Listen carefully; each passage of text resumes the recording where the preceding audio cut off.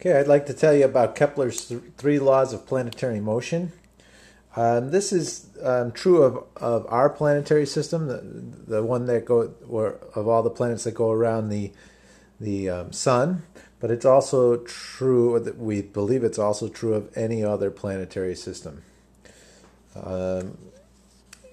So let's start out with Kepler's three laws of planetary motion. The first law of his says that the planets travel around the sun in elliptical paths with the sun at one of the foci. So that's the first one, that the paths of the planets around the sun are actually elliptical, and we'll explain why that's the case in a bit. But for right now, they're elliptical, and the sun is one of the foci. The second law of Kepler to describe planets is that a given planet will sweep out equal areas in equal times. So let me explain that. Here's the ellipse that I was talking about. Here's the sun at one of the foci. There's nothing at the other foci. So if we have a planet right here, and I'm going to draw a line from the sun to that planet, and if we allow, say, a month to go by, maybe the planet will be here, and it will have swept out this area. Let's call this area Area 1. That area is Area 1. Okay, and that took 1 month. 1 month. Okay, well, if we have it over here, the planet is here, and we wait a month to go by,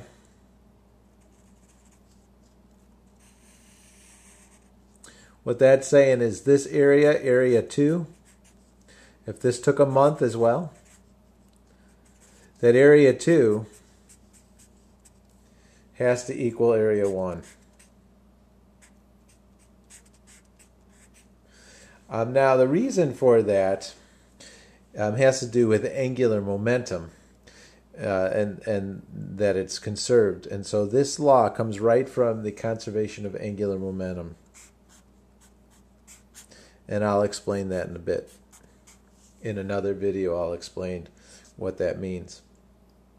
Not just these two places, but here too. If this takes a month to go from here to there, let's say to there, that this area, A3, if this took 1 month,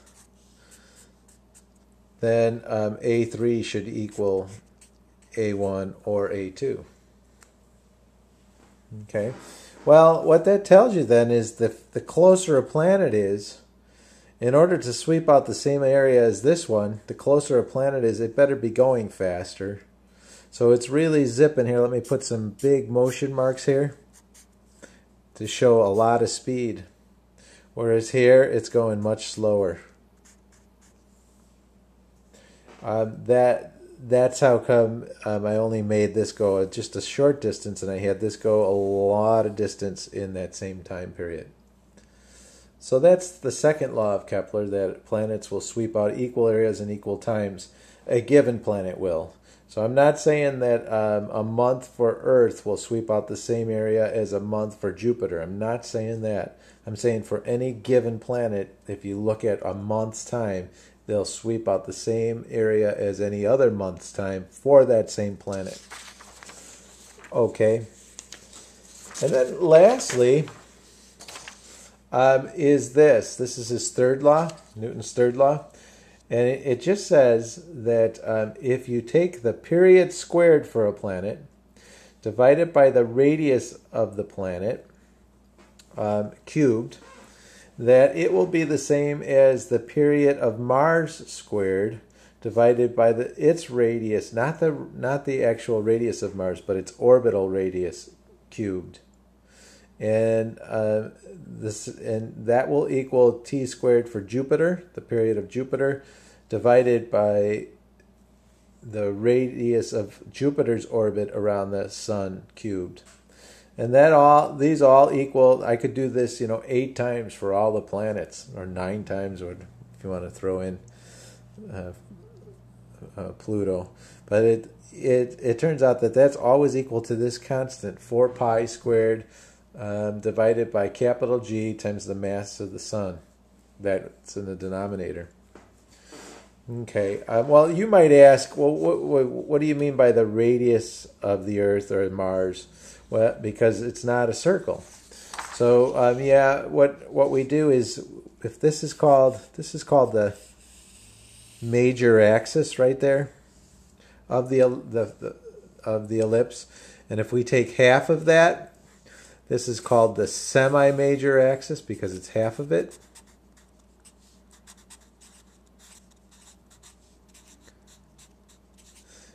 And that's what I mean. So that we take that radius, the radius of the semi-major axis of these. Now, I'm going to show you this using circular motion.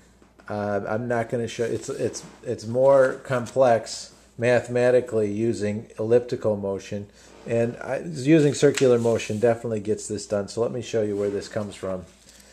We'll go back to A equals F net over M. You've actually already seen me do this, but I'll do it one more time because now I want to show how it relates to Kepler's third law. So A equals F net over M, but the planet's going in a circular orbit, so V squared divided by the radius of the orbit, this is for circular motion now, is equal to the net force on the planet, which would be the mass of the planet times the mass of the sun, all over the how far they are apart squared, and then divided by the mass of the planet. So let's get rid of the mass of the planet. Let's get rid of one of the r's. And for V, I'm going to put in 2 pi r over the period. So V is the distance divided by time. So it'd be 2 pi r divided by the time. That's the speed. See, distance divided by time, and then squared. That equals G, mass of the sun, all over r cubed. Okay, let's go ahead and square this then. So I'm going to get 4 pi squared r squared over the period squared is equal to G times the mass of the sun all over r cubed. Where did we get the r cubed from? We didn't. It's not cubed. It's just r. Glad I caught that. Okay, now I'm just going to get the t. I would like to get this in terms of t squared over r cubed. So come on up here with me. So if I solve for t squared over r cubed, it looks like t squared. If I bring this r on the other side, that becomes cubed. Now let me bring this over here and that underneath.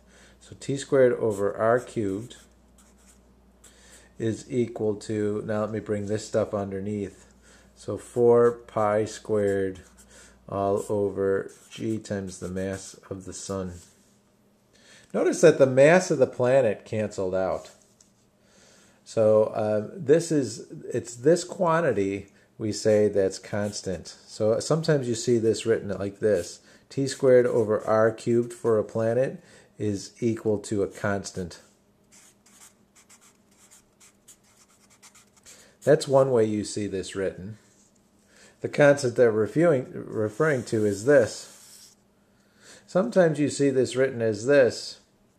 T squared is equal to, if I bring this r squared on the other side, a constant times r cubed. Actually, I rarely see it written like that because what they do is you can get rid of the constant and say t squared is proportional to r cubed. These are all different ways of expressing Kepler's law. But I think this one is Kepler's third law. I think this one makes the most sense, though. It tells you why it's useful. That if you square the period for any planet and divide it by the cube of its semi-major axis, that it's always the same value no matter which planet you use for that solar system, only for that solar system. All right, see ya.